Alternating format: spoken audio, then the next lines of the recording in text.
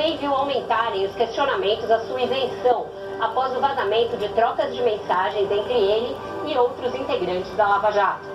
Ainda assim, mantém apoio majoritário na opinião pública, como demonstram várias pesquisas recentes, o que faz com que seja visto como um potencial candidato a presidente em 2022.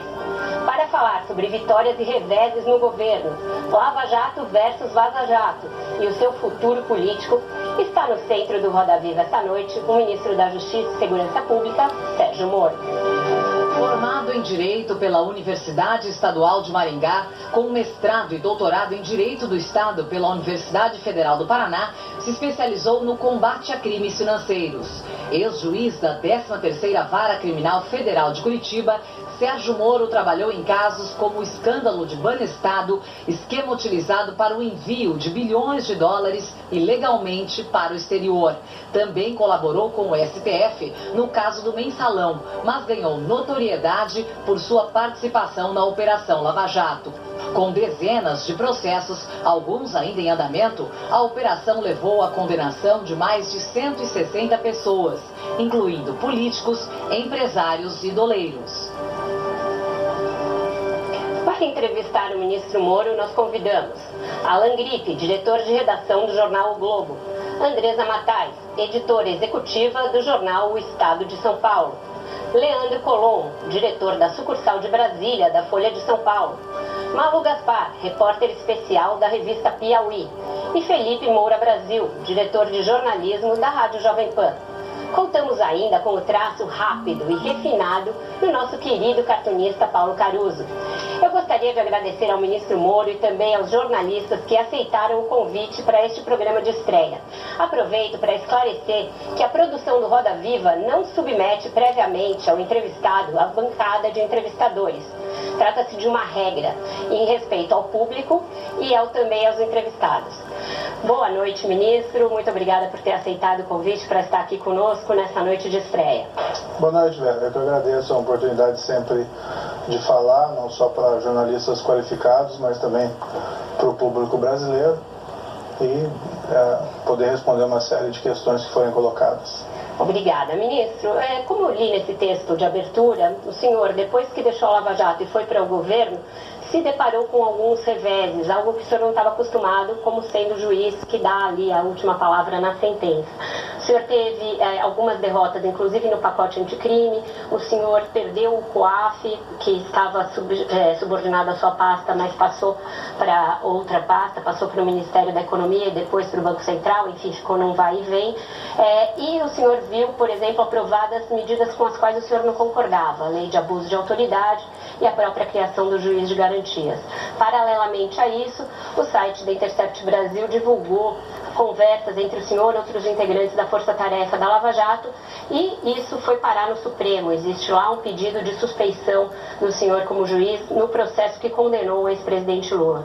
Eu pergunto, este primeiro ano foi mais de vitórias ou mais de derrotas para o ministro Sérgio Moro? E se o senhor acha que o senhor perdeu o cacife em relação ao que o senhor tinha quando o senhor era juiz?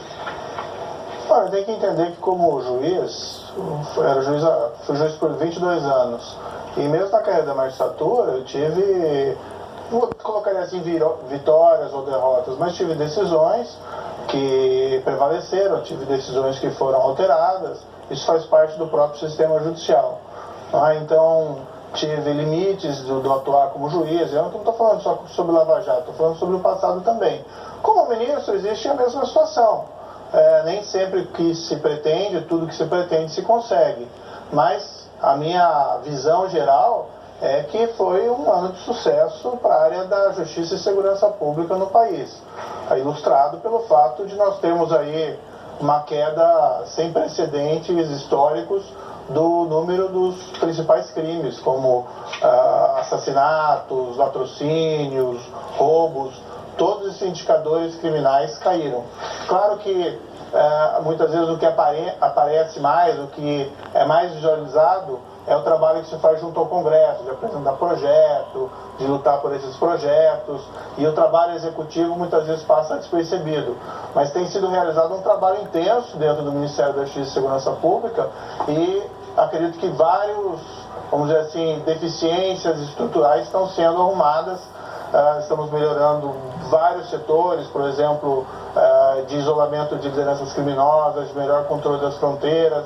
A Polícia Federal tem trabalhado com absoluta liberdade para fazer suas investigações, então tudo isso tem melhorado. Mesmo na parte legislativa, quando se apresenta um projeto de lei junto ao Congresso, é natural que haja uma discussão, não necessariamente tudo vai ser aprovado. O que é relevante é avaliar o produto final. A minha avaliação, muitos pontos importantes do pacote anticrime foram aprovados e que tem um grande potencial para mudar certos panoramas negativos da justiça brasileira. Vamos colocar um deles, que eu normalmente cito como exemplo.